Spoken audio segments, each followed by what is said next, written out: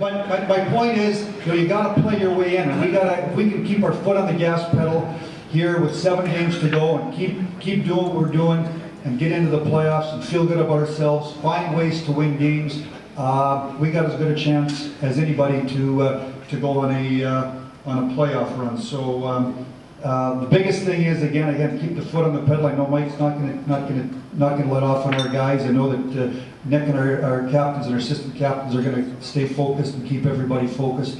And it's been an interesting year. We've this time of the year we know we're in. Now we got to play our way in, but it's the games have been incredible. I thought the game in Nashville the other night was a playoff game. Every night's been a playoff game.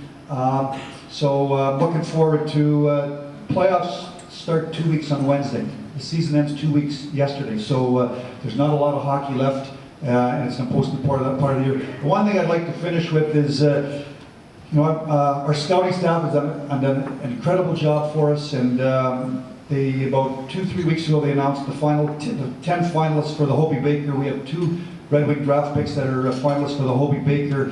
Brendan Smith, who's playing with Wisconsin, they'll be playing in the Frozen Four at Ford Field.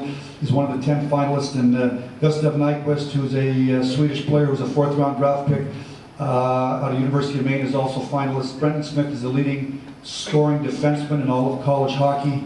Nyquist is the leading point-getting forward in all of college hockey. So our scouts have done an incredible job behind the scenes in drafting. And I think there's about 12 players on our team that are draft picks, and our pro scouts have done a tremendous job in identifying players that we needed to sign to fill out the team. So I'm very proud of the job that our scouting staff has done, and I'm really optimistic here the last 2 weeks, but at the same time I don't sleep very much, very, very nervous, but it's an exciting time. I'd like to thank you all for coming.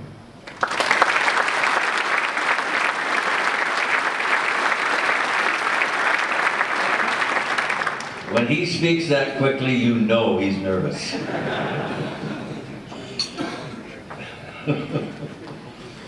Our next speaker has been around relatively a short time in the NHL, only 8 years.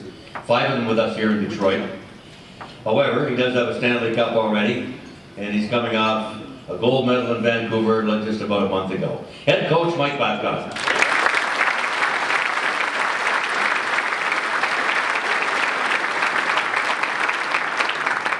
Thanks, Mickey. Ladies and gentlemen, honored guests, students, it's great to see the students here. I have some students myself at home, and I hope they're getting a good education like you people are here today. So welcome. Detroit Economic Club, congratulations on 75 years. And I thought, just watching the video, obviously, times repeat itself, history repeats itself, and that's what's going to happen right here in Detroit as it just turns into bigger and better things for all of us. So it's exciting times that way. Every time I come here, and I won't, like Mick said, I've only been here 5 years. Actually, in some coaching jobs, that's a long, long time.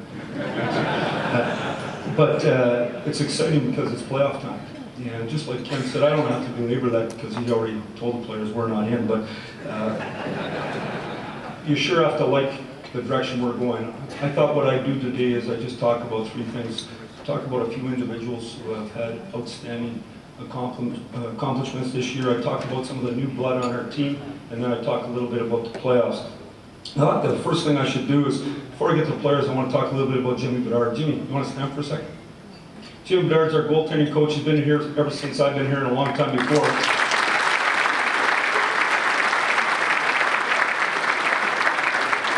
Since I've been here, Manny Legacy took us to 58 wins in a President's Trophy. Dominic Hasek took us to the Final Four. Chris Osgood took us to a Stanley Cup championship and to Game 7 of the Stanley Cup championship.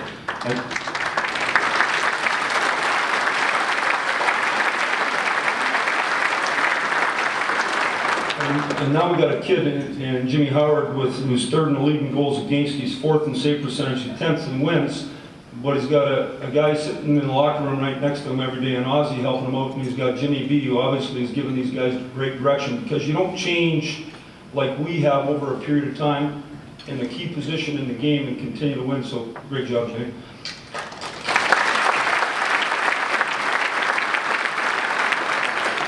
I've been around a lot of great players, but Nick Lidstrom is someone I'll always remember forever. The other night, 14, is that 14 1,400 games, and 1,000 points. 8th NHL defenseman, or 8th defenseman in history to get to 1,000 points. So good job, Nick.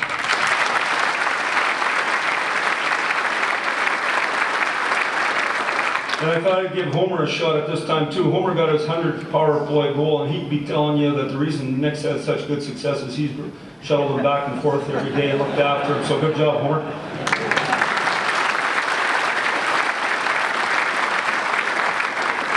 Val Filipula was a key part in Finland. Where are you, Val? In Finland, you can stand up. It's all right. You don't have to be shy. Winning a bronze medal at the Olympics. And then Rafi and Rapolsky, right here.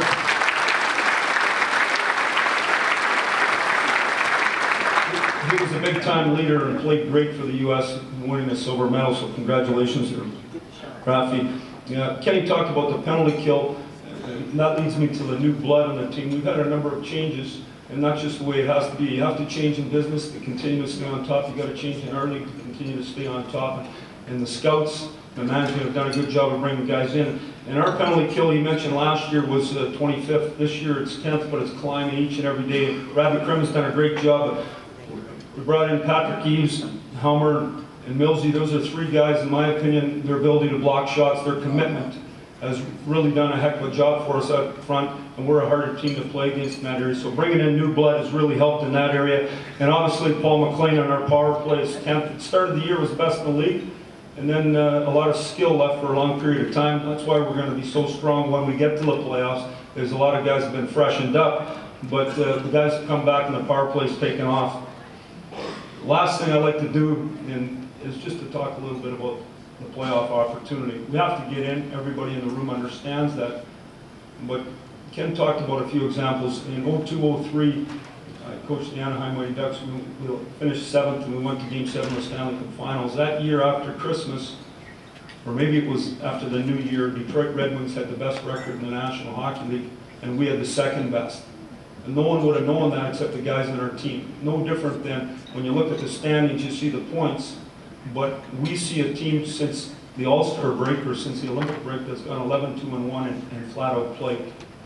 The other night when we were in Vancouver, when we played against them, we had 54 shots on net. They hardly touched the puck. We were down 2-0, battled our way back. And leaving the rink, one of our coaches had an opportunity to talk to their coaches, just saying, we sure hope we don't see you at playoff time. We have a heck of a team. We got good people, we got good leadership, we got good goaltending, and I think we got a committed group. So that means opportunity. But preparation has always got to be equal to opportunity in life, and that's our job, to make sure we're prepared and continue to keep, like Ken said, our foot on the gas. It's the tightest the league's been in 10 years, from 1 to 8 in the West. It's 15 points. I got one of our guys at Beamer to do some research for me today. He checked that out. The last thing I want to just wrap up with, and this is more for the players than all you, but I want to tell a little story about Brad May.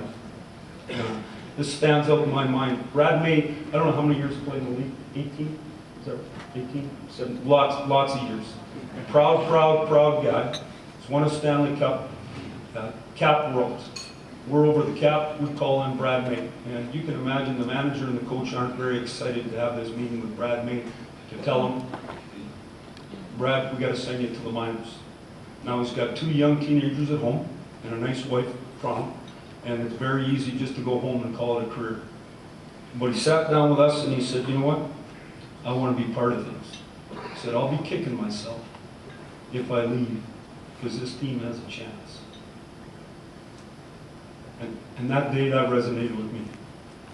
I think we have a chance. That's all you can ask for. Thanks for having us. Take care.